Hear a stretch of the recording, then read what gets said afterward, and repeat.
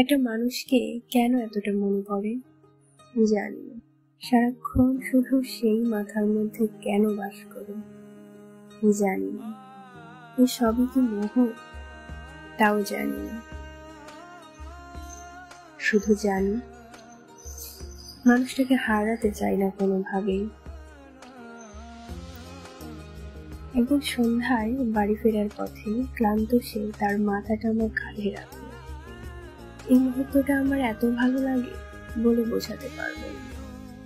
ভেতর থেকে কেমন যেন মনে হয় আমি তার নির্ভরতার জায়গা হয়ে উঠছি। তার শান্ত মাথায় হাত বুলিয়ে দিতে দিতে বললাম, ভালোবাসো?